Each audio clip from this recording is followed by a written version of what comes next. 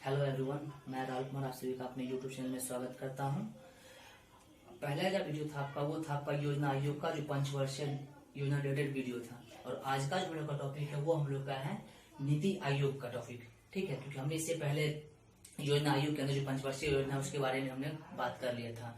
Actually होता क्या है, नीति आयोग हो, योजना आयोग हो या पंचवर्षीय जो भी हो, तो एक्चुअली उनका काम क्या होता है। जैसे मान लीजिए देश में जितने भी आपके संसाधन है उसके अनुरूप देश को विकसित कैसे किया जाए उस तक का एक ढांचा जो होता है वो तैयार किया जाता था। बट भारत में क्या हुआ था, आपको पता है 12 पंचवर्षीय योजना चली थी। ठीक है, 12 पंचवर्षीय योजना चलने के पश्चात नीति आयोग की स्थापना किया गया था। तो नीति आयोग की स्थापना जो किया गया था जब न्यू सरकार, उससे पहले कांग्रेस सरकार थी, जब बीजेपी की सरकार 2014 में आई थी तो उस टाइम क्या किया गया था, उस टाइम प्रधानमंत्री नरेंद्र मोदी जी के द्वारा उन्होंने 15 अगस्त 2014 को ये घोषणा कर दिया था कि 1 जनवरी 2015 से भारत में नीति आयोग संस्था काम करेगी। बट उस टाइम हुआ क्या था, क्योंकि लोगों को पता है कि 12वीं पंचवर्षीय योजना जो है वो उसका कार्यकाल 2012 से 2017 था।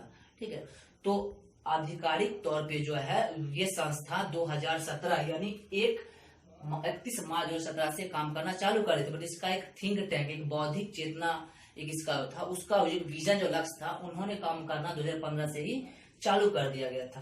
तो हम लोग चलते हैं नीति आयोग पे कि नीति आयोग से क्या क्या आपको इम्पोर्टेंट चीज मिलने वाला है।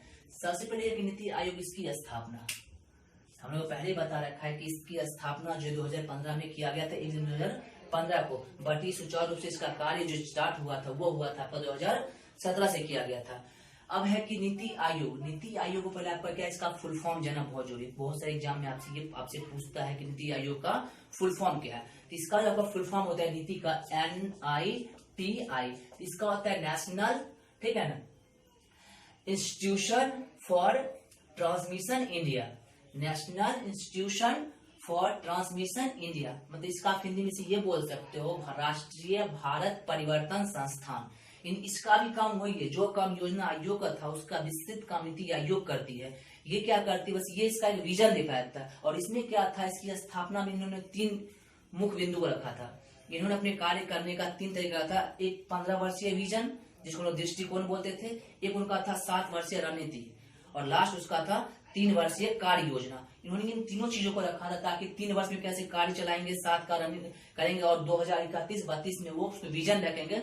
और उनका विजन का लक्ष्य ये था, 15 वर्षीय विजन का लक्ष्य, कि भारत 2030 के बाद बहुत ज्यादा विकसित और एजुकेटेड हो जाएगा। शिक्षा के मामले में हर घर में शौचालय हो, बिजली हो, व्यवस्था सब चीज करने के लिए उन्होंने इस संस्था का स्थापना किया था।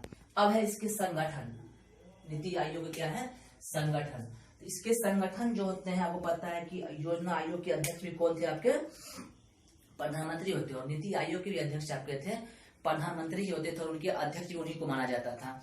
ठीक है, उस टाइम के प्रधानमंत्री हमारे जो प्रेजेंट टाइम नरेंद्र मोदी जी, उन्होंने इस संस्था का अध्यक्ष बनाया। अब है क्या, इसमें कौन कौन सदस्य हो सकते हैं। इसमें गवर्निंग काउंसिल जो है इसमें जो आपके हैं सभी राज्य के मुख्यमंत्री और संघ प्रदेश के उपराज्यपाल, जितने संघ प्रदेश के उपराज्यपाल होंगे उस सभी को इसमें इसका सदस्य माना जाएगा। और अगला इसमें क्या है, उपाध्यक्ष, पूर्णकालिक सदस्य और आंशिक सदस्य। इस सभी की नियुक्ति प्रधानमंत्री के द्वारा किया जाएगा कि कौन सा उपाध्यक्ष होगा, कौन पूर्णकालिक सदस्य होंगे और कौन कौन से आंशिक रूप से नीति आयोग के सदस्य होंगे। इस सब का काम है जो आपके प्रधानमंत्री को करना होता है।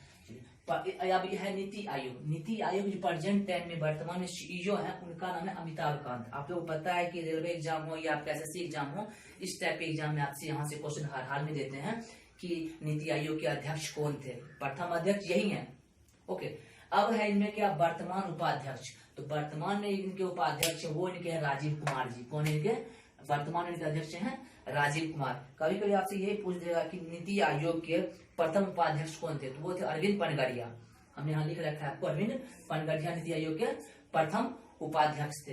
ये तो इनका हो गया संगठक, ये इनका एक संगठक, एक टीम हो गया। ठीक है, अब है इसका उद्देश्य एवं कार्य, यानी जो नीति आयोग आई थी इसका पूर्ण रूप से उद्देश्य क्या था और इनका कार्य क्या होगा। तो हम लोग उसको टॉपिक बाय टॉपिक समझेंगे, आप लोग थोड़ा ध्यान दीजिएगा। सबसे फर्स्ट इसका ऑप्शन था उद्देश्य एवं कार्य का इनका कि केंद्र और राज्य के बीच समन्वय करना। योजना आयोग में क्या होता था उस टाइम कि कोई भी अगर मान लिया जाए बनता था, योजना बनता था, तो उसमें क्या होता था, वो केंद्रीकृत होता था, वो केंद्र सरकार के हाथ में थे, वो जो योजना बनाएगी उसी को सारा स्टेट को फॉलो करना पड़ता था। फॉर एग्जाम्पल आप ये देखोगे, मान लो ये आपका केंद्र है, यानी ये आपका केंद्र है। अब ये क्या करेगा, हर राज्य को ये दिशा निर्देश देगा, आपको ऐसे काम करना। हर राज्य क्या करता था, अपने जिले को निर्देश देता था कि आपको इस तरह से काम करना है, और हर जिला क्या करता था, अपने प्रखंड को देता था निर्देश, आपको इस तरह से काम करना है। और हर प्रखंड क्या करता था, वो पंचायत को देता था, यानी पंचायत यहाँ हो गया, यहाँ आपका प्रखंड हो गया, ब्लॉक यहाँ हो गया, आपका डिस्ट्रिक्ट यहाँ हो गया, आपका स्टेट, आइए सेंट्रल। नेक्स्ट जो इसका था आपका नंबर 2, कार्यों में तेजी लाना।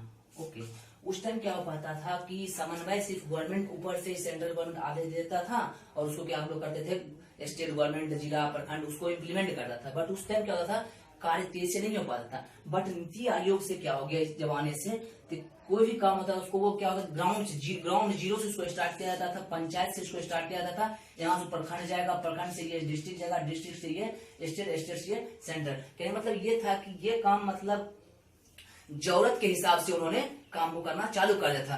ठीक, नेक्स्ट इसका है कि थिंक टैंक, बौद्धिक संस्थान।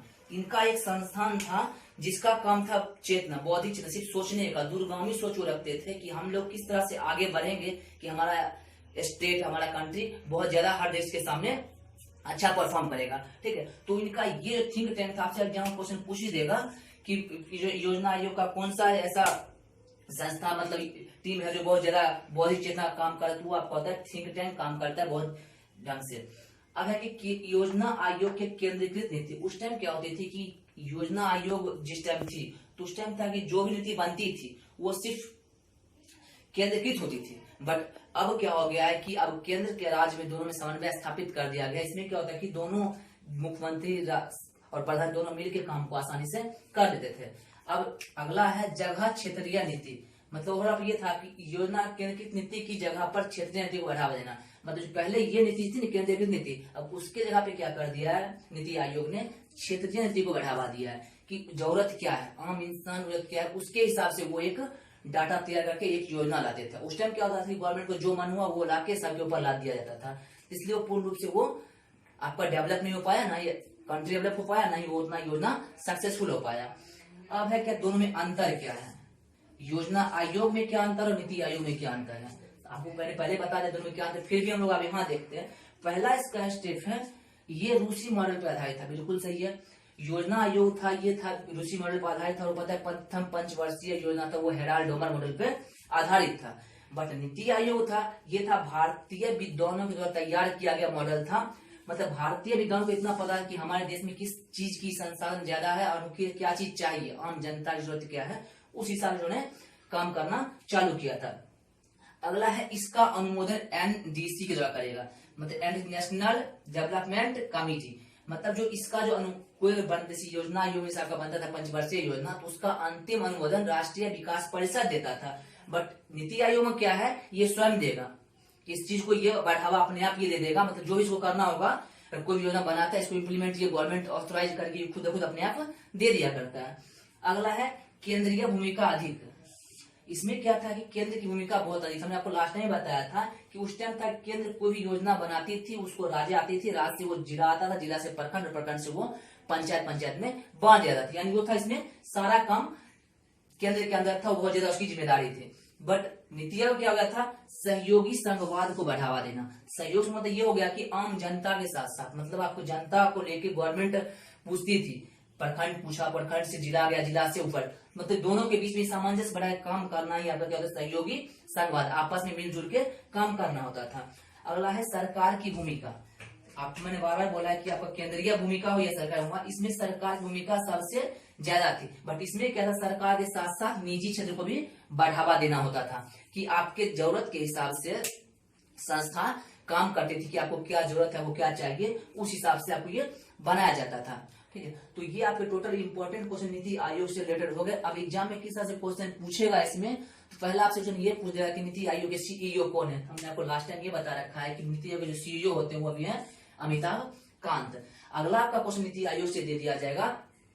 हाँ, एक चीज आपको हटन याद रखना कि नीति आयोग जो है ये 15 वर्षीय एक विजन तैयार करती है कि अगला 15 वर्ष में इसको क्या करना है। किस तरह से आपका इस तरह करके आता है। और एक जैसे मान लिया है कि प्रेजेंट टाइम में इसके उपाध्यक्ष कौन है, तो आपको पता है राजीव कुमार है। तो इस टाइप से इसमें इसके इंपॉर्टेंट क्वेश्चन हुआ करते थे। उम्मीद करता हूँ कि आपको ये वीडियो अच्छा लगा होगा। अगर वीडियो अच्छा लगा प्लीज उसको लाइक कीजिए, सब्सक्राइब कीजिए। फिर मिलते हैं आपको नेक्स्ट वीडियो में।